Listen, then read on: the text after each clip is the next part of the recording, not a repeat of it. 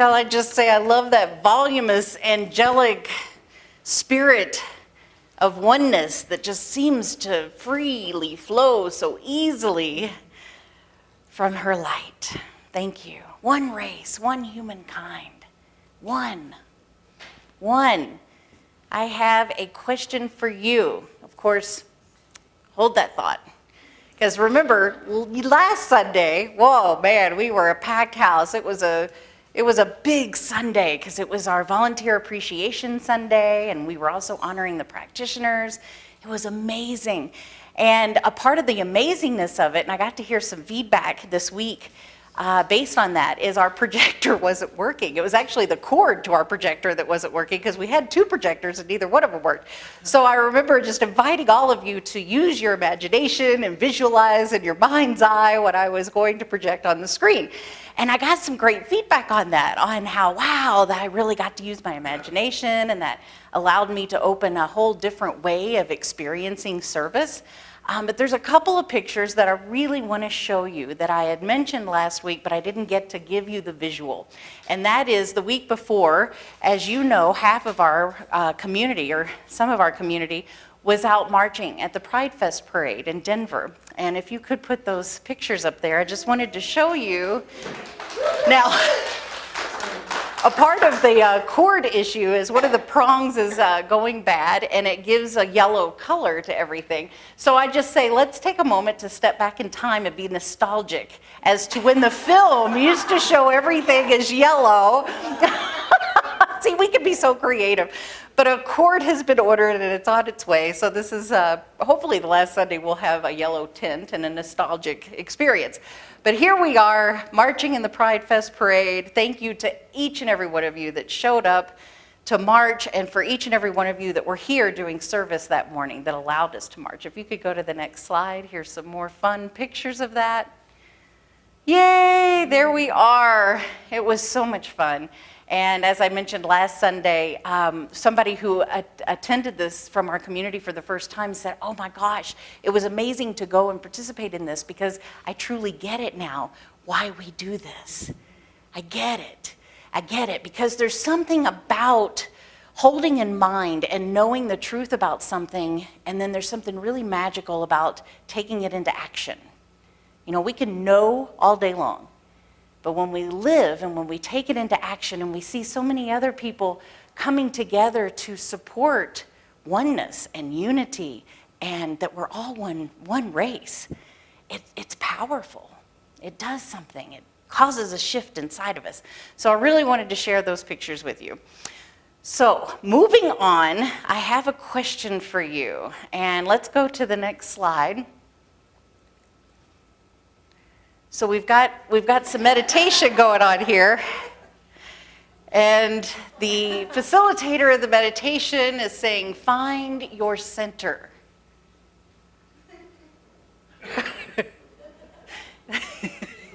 So my question to you is, lately, during the experience that is coming up for us to be made even more aware of in regards to where some people are in perspective to unity and oneness and one race and one kind, does it leave you feeling like the donut with the hole in the center? Does it leave you feeling like that? And there's a reason, and I'm here to tell you about it. I'm here to at least give you my impression of it. You take what you want and what resonates and leave the rest. Now, my question to you is if during these times right now, you are being called to find your center and you find yourself like the donut with the hole in the middle, I want to ask, are you viewing things in that moment with political eyes or spiritual eyes? There's a difference. Thank God there's a difference. Political eyes or spiritual eyes. And we don't even have to use the word political. We could say something else. Let's see. Help me out. Something else. Old family drama eyes or spiritual eyes. What else? Worldly eyes. Well, like the political eyes and spiritual eyes, there's, you know, we don't have to necessarily use political in there. We can put anything else in there that's causing us to feel as if we cannot find our center in the moment. But we can find our center when we choose to allow that shift to take place and view things with our spiritual eyes. Spiritual eyes versus political eyes. So everybody take a breath. So if it's my slide 8. I don't know what number it is for you, but it's, do you know which? Yep. No, that's not it. It's the E pluribus unum slide. There we go. So who in here can tell me what that means? I can't hear you. We are one. Out of many, one is what that says. Out of many, one. Does anybody know what that is? Seal of the United States of America. That's the seal of our country. And the seal of our country says, out of many, one. It reminds me of the first principle of our teaching. First principle of our teaching is oneness, is unity. Right? So the seal of the United States, out of many, one. The United States, many consider the United States to be the greatest country in this world. The most powerful, the most affluent, the most intelligent, the most wise, and one of the youngest. I think we're just a little older than Canada, right? Now, there's a reason why many people feel that way, and I believe it's because of this saying, out of many, one. I believe our wisdom and our strength and our character and our power and our passion comes from that deep inner knowing that we all know to be true, that we are truly one, and that we are truly centered at the very center of our being by that truth. And that there is this incredible urge and push and nudging for us to come into a unified understanding and therefore action of that. Is there anyone in this room that agrees with that? There's a few. Right on. I love it. So as we all know, all of the spiritual teachings throughout all of history point to this principle of unity and oneness. It can be found in every bit of scripture and religious documentation and text. I'm not sure, I haven't read the one that's the spaghetti religion yet. I haven't read that one yet, so I don't know if it's in that text, but I know all of the major spiritual paths all say that there is an aspect and a level of oneness. Now, I'm gonna bring you through this. When you were born and you were growing up, did you know everything that you needed to know already? You did not. Did you know what would happen if you touched that hot stove until you touched the hot stove? Right. And did you know what it was like already to walk, or did you have to kind of work your way up to that? Crawl and then pull yourself up and then toddle a little bit, fall over quite a bit, and then eventually get that walking thing down. Well, I have a feeling that that's kind of how it is for us in the spiritual sense as well. What do you think? Possibly, maybe, quite possibly. And so as we talk about here many times in Sunday service and in class, that I believe that we live in a spiral universe. And we're all ascending. Like I said last Sunday, I think it's all about just being more aware today than I was yesterday. And I think us as a country is all about being more aware today than we were yesterday. And I know that in my own personal awareness, it means that if I learn today about something that I didn't know, and it's out of alignment with my values, then I'm going to take action to bring it into alignment. Now, what drives me to know what kind of action I need to take to bring that into alignment? What drives you to know what actions you need to take to bring things into alignment? Where's your go-to source for that? Who can answer that for me? Thank you, Noah. Noah knows. Noah's like, I'm a baby and I got this down.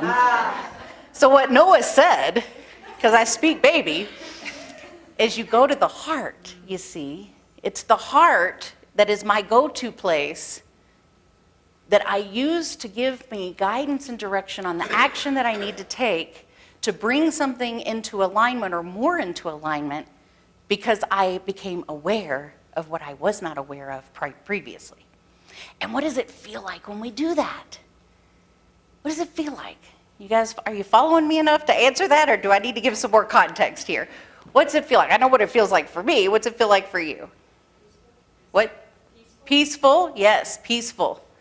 You know, I think I might still be pretty young in that experience, because to me it's like, yes, or like Mick does. You know, when that happens, I am like, oh my God, yes, nailed it, got this.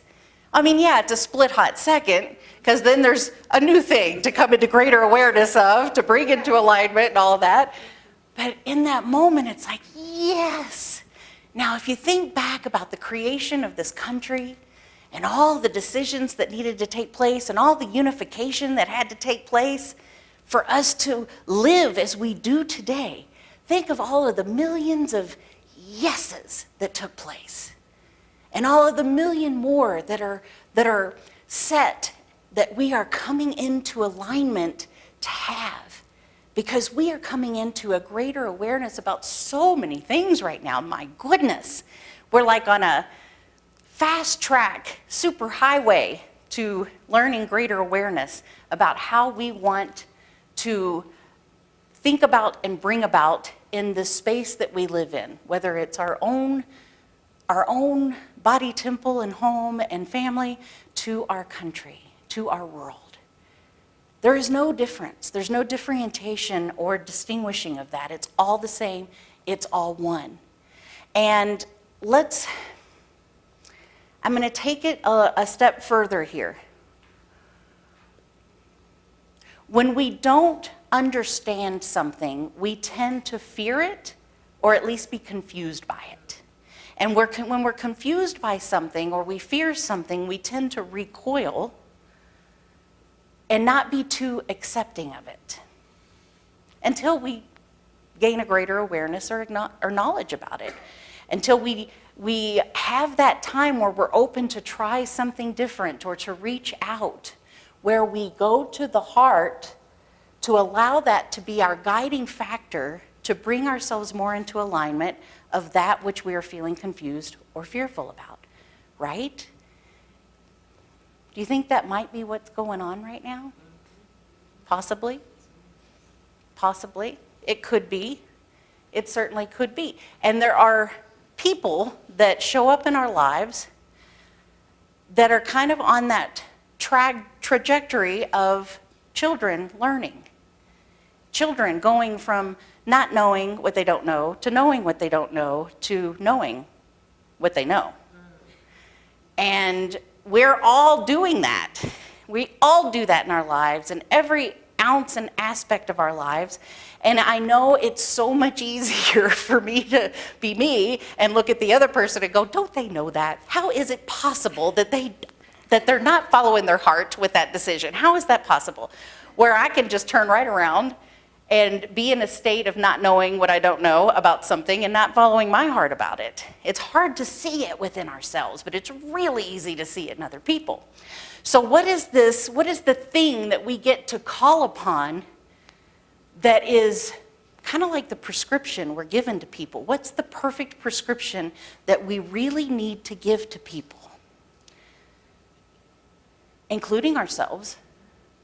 It's love. Love. Compassion. Might not be understanding, because there's some things I just don't understand. I just don't. But I can love people that I don't understand, and I can have compassion for them. So that would be the prescription that I keep writing to myself to give out to that which I experience and view that I don't understand. Yet I know that because we are one, I must love and accept. Because if there's any part of anyone that I can't love and accept, that means there's a part of me that I can't love and accept. And as long as I cannot love and accept a part of me, then I stand divided upon myself, and I know that is impossible because God cannot be divided upon itself. Are you following me? Yes, ma'am. Thank you, Natalie. Is anybody else following me? Woo, hot dog. All right. So, God can't be divided upon itself. I, therefore, cannot be divided upon myself. So, Ernest Holmes said that. Jesus said that. A house divided against itself cannot stand. To emphasize the spiritual nature of this truth, America is founded on a spiritual principle of oneness. Abraham Lincoln would use the same words of Jesus. A house divided upon itself cannot stand. To support the idea of ending anything that no longer serves us, yet preserves the nation, we've got to constantly and consistently come back to that knowing within our own selves so that it can then project out into the world that we live in. And I know I say that a lot. You guys are probably like, we're really getting tired of hearing you say that. But it's one of those things, folks, that I just can't get away from. You know, Ernest Holmes, this is what he says about freedom. Freedom already exists. The limitation in our lives is the result of ignorance. It's kind of like what I was talking about with the kids or with us when we don't know what we don't know. The way we are using our freedom, freedom exists in an abstract and formless state. It can only take the form that thought gives it. Therefore, the thought of limitation creates what? What? Limitation. Okay. Bondage exists nowhere in the universe except in the mind of man. Now remember, this is a quote of Ernest. So he wrote back in the day where everything was written by man. So we can just say people.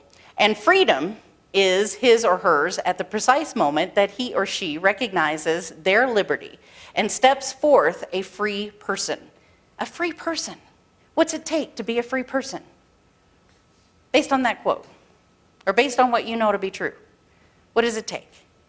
Okay, I got somebody pointing to their head. An open mind, absolutely.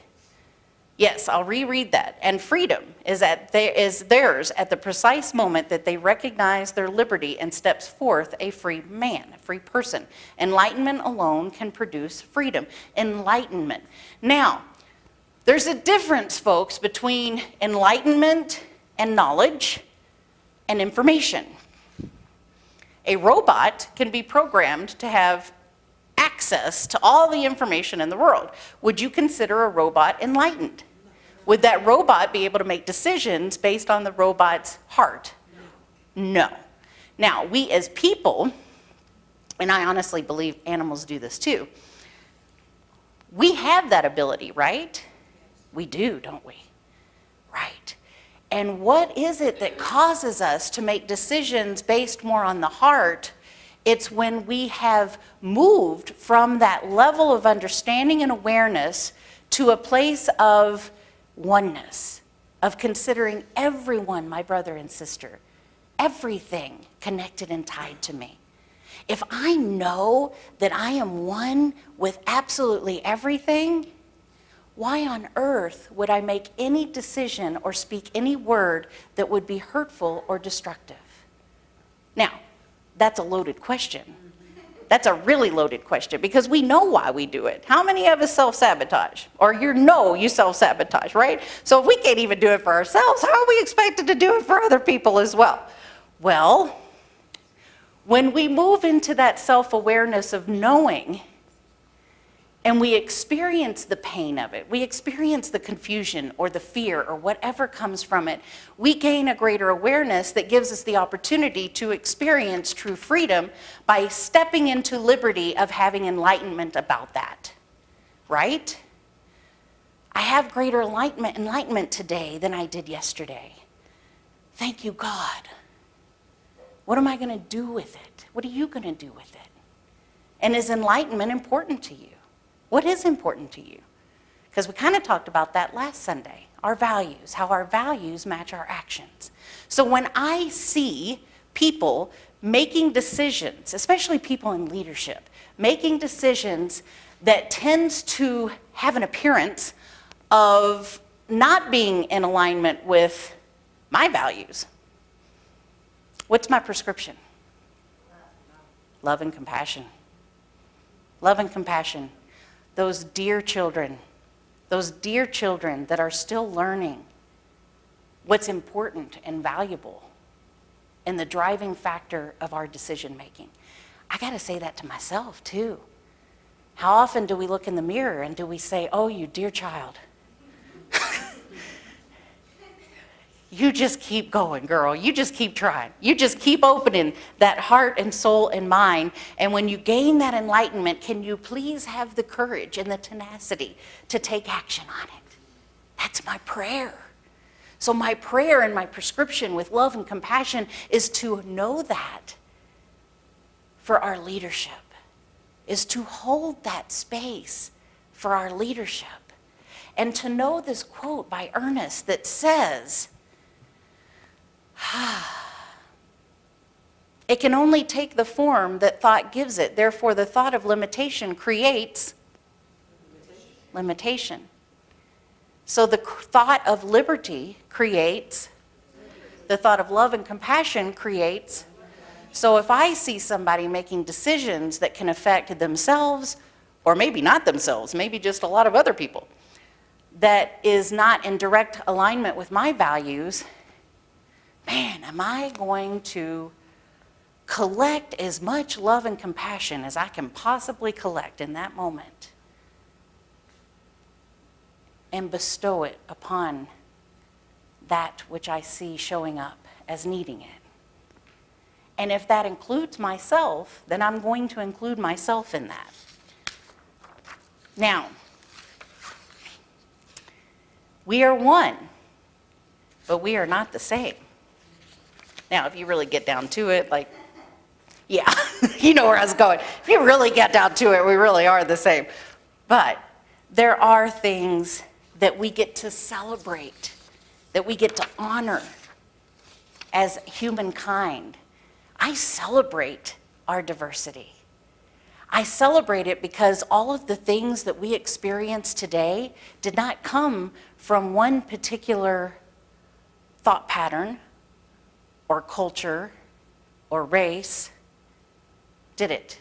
It's a beautiful recipe that the best of the best of the best got to put in there and create what we are experiencing right here and right now. Could you imagine what life would possibly be like if we only had recipe built of ingredients that came from just one kind?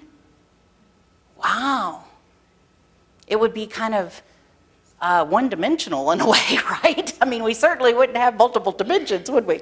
Now, as the divine nature of spirit would have it, because everything is supporting us in our greater good, our lesson this past week in our Inward Journey / Prac 1 class was in perfect direct right alignment with the talk today and the message today. So I've got a few places in here. Those students, just bear with me. It just means that you're getting a review from class, which is a good thing. But this is what Ernest says. What is it we need for greater freedom? Nothing but a greater realization of what we already know. We simply need a greater realization of the truth. How are we to get it? Only by penetrating deeper and deeper into our own divine nature, pushing further and further back into the infinite.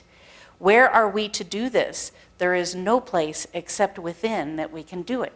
Like the donut.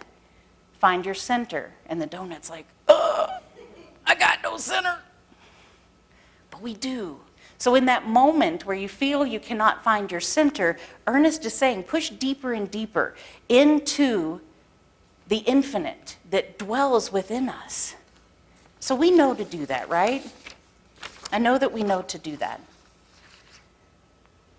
So he goes on to say, whenever we make a choice that brings any form which we might label as negative or wrong, we are presented with an opportunity to inquire inwardly into our beliefs to determine what there is that is limiting our experience. You see, we get to decide it. There's this great story from, yes, you know, what is my most favorite show in the whole wide world? Northern Exposure, yes. So there's this great story in Northern Exposure where, if you're not familiar with the show, Maurice, who is an extremely wealthy retired astronaut and served, I think he became a colonel in the Air Force by the time he was 30.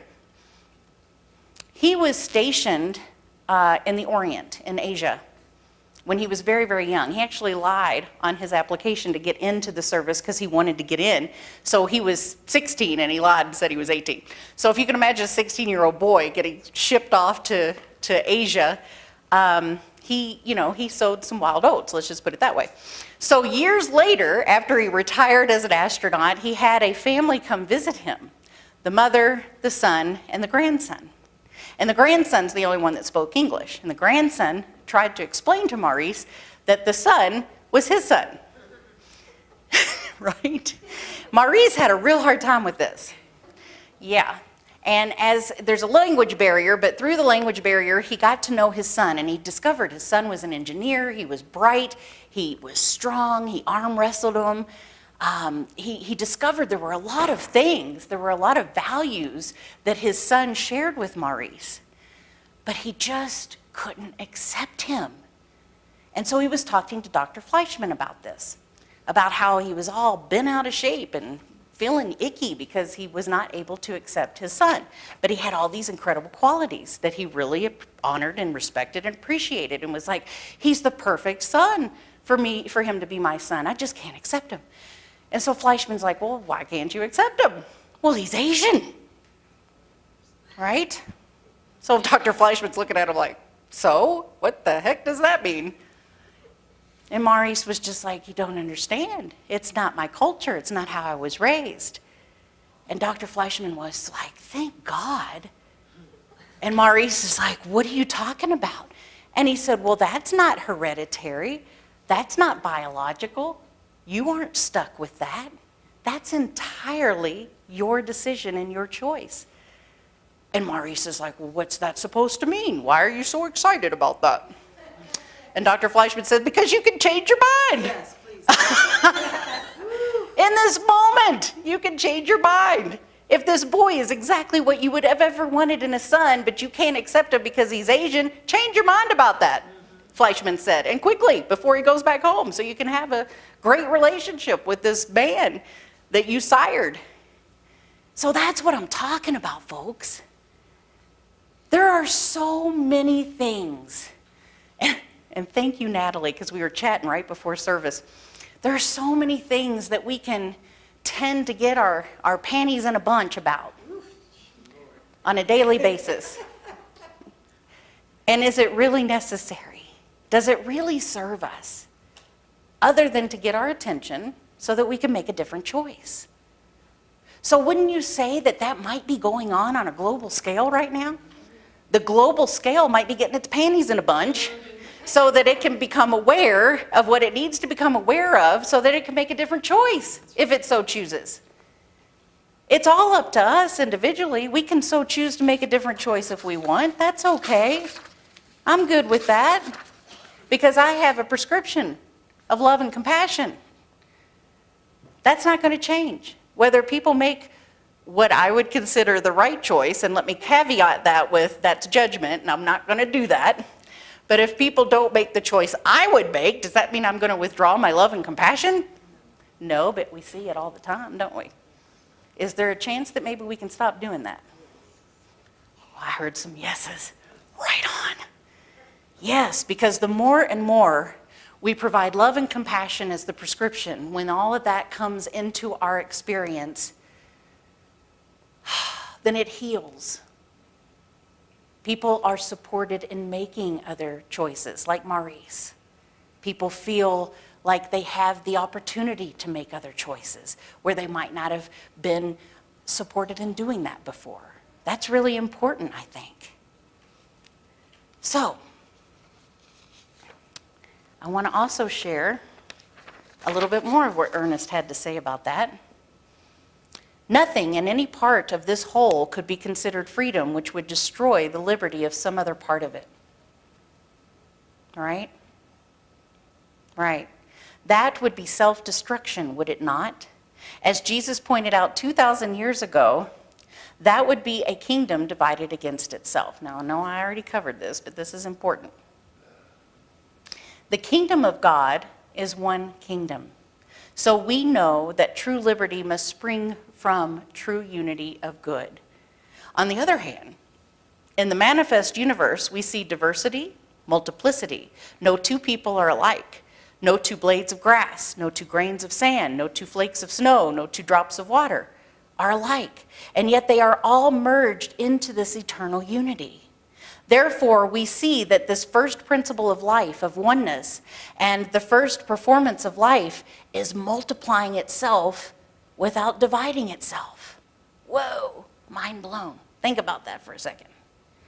We may know that the great dual necessity of life is to be life and to be expressed. Life must be one, and that one, in order to be expressed, must be many. But the many, in order to exist, must live as one. Wow. Am I the only one that gets goosebumps over that? Because I'm going to read that again. Total full-body goosebumps on this. So, we know that the great necessity of life is to be life and to be expressed. Life must be one, and that one, in order to be expressed, must be many. But the many, in order to exist, must live as one. Yes. So, back to that. What does that mean? I just told you. What does it mean? Out of many, one. It is the seal of our great nation. And it's ours to express. And for us to express, we must express of the many, of our diversity and multiplicity. And for us to make it, for us to live, for us to survive, for us to thrive, how must we live? As one. Right. Amen. Yes. So I'm going to ask you now, is there anywhere in your life that you are dividing yourself against yourself? Is there anything in your life that you are rejecting? Take a deep breath, because I'm being serious here. I want you to ask yourself, is there anything within you that you are rejecting? Is there anything within you that you do not accept at this moment? I know there is. And I know there is because I'm seeing it happening in our external world. And it happens in our external world because it's happening in our inner world. And that's why we're here, folks. Let's move into that prescription of love and compassion. If there's anything that you reject within yourself, please, please, please do the work. Go to your heart. Take the action necessary. Clean it up. Change your mind about it. Make a different choice. Let go of it. Change how you think about it. Do whatever you need to do to move into a sense of oneness and acceptance and love and compassion and thriving. Bring yourself into that space where you can stand firm and solid and grounded and say, this is me. This is me, all parts of me, and I love it and I accept it, and there's no part that I reject or denounce in any way. Can you do that? Can you do that? All right. So this is from Dr. Kathy Hearn. It's a kind of a beautiful, beautiful thing that we're going to do together. I'm going to invite all of you to stand up. All right. Thank you. First part, we got through. So I'm going to have you do this with your hands. Those of you that are football fans, it's like you're announcing a touchdown. Touchdown. You're doing this, right? So in doing this right now, we're making a big V. And we have just become the science of mind teaching symbol. I want you to look up to the ceiling. I want you to look beyond the ceiling. I want you to look beyond this city and beyond this state and beyond this country.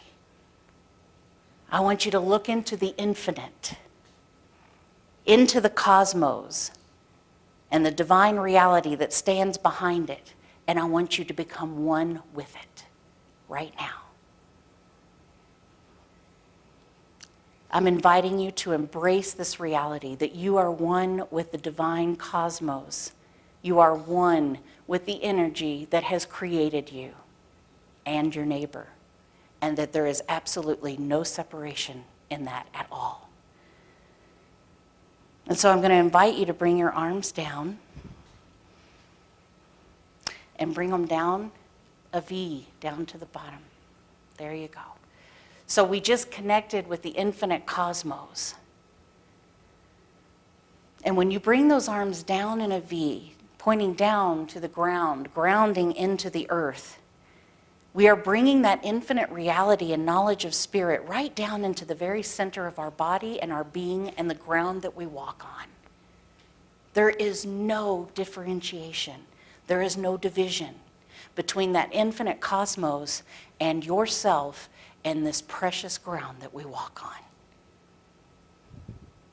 So you may sit down now. Thank you for playing. This is what we teach. That which God has taken in form and fully embodied and incarnated as is what we are.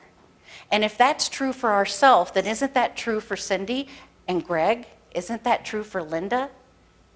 Isn't it true for Maureen and Natalie and Mick and Reverend Yvonne? Is there anybody in this room that it's not true for? Noah? Noah? No, and Noah said no. Is there anybody in this country that is not true for?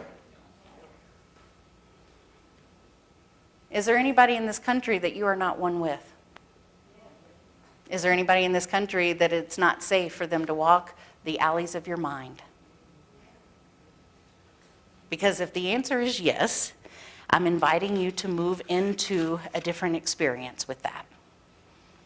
Now, there's so many beautiful examples of how we are unique, how we're different, how we're one. And because I made slides on this, I have to show you this really quick. Let's go to the, it's my 14. I don't know what number it is for you, but it's the really pretty painting. This painting right here, does anybody know what this painting is? Anybody? This painting is the most expensive painting that exists on this planet right now. It is called Will You Marry Me? And it's sold for $300 million. It is right now considered the most expensive painting in the world.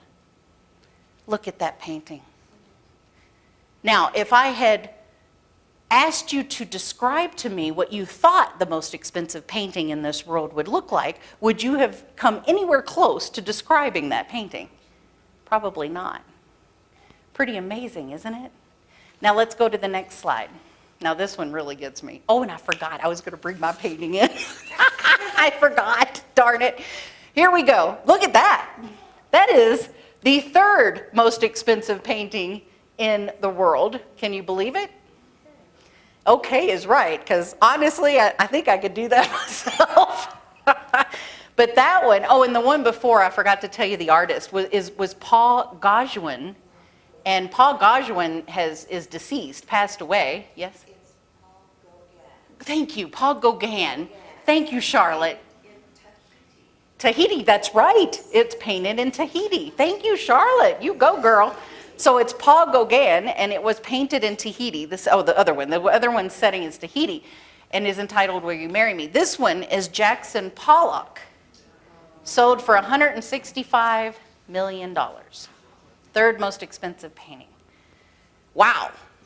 So see how our diversity and multiplicity expresses itself, and see how it's valued. It can be valued differently. Right? And like I said, I was going to bring my painting in because recently I got to do a painting because a dear friend, we'd been trying to get together since birthdays, and it took months, but finally, and I'm really proud of my painting. It looks good. I think it looks a lot better than that, but I'm not selling it at the moment for $165 million. But the point of that is we are so diverse. And our diversity, when we know thyself and give of ourself and truly trust in all of our whole being, it's valuable. It's really valuable. So in my desire for us this week,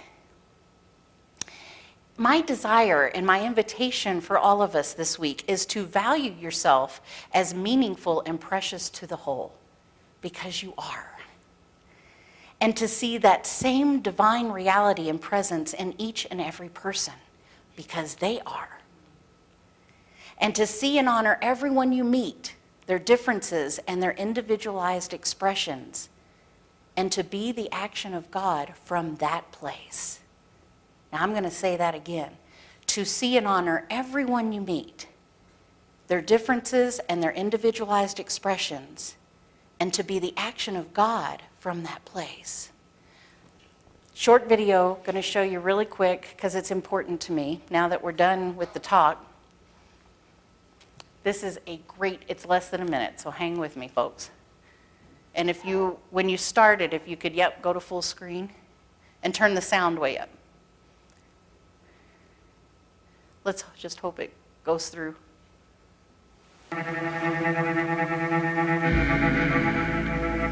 We hold these truths to be self-evident. That all men are created equal. That they are endowed by the Creator with certain unalienable rights. that among these are life, liberty, and the pursuit of happiness. We, therefore, the representatives of the United States of America, for the support of this declaration, mutually pledge to each other Our lives, our fortunes, and our sacred honor.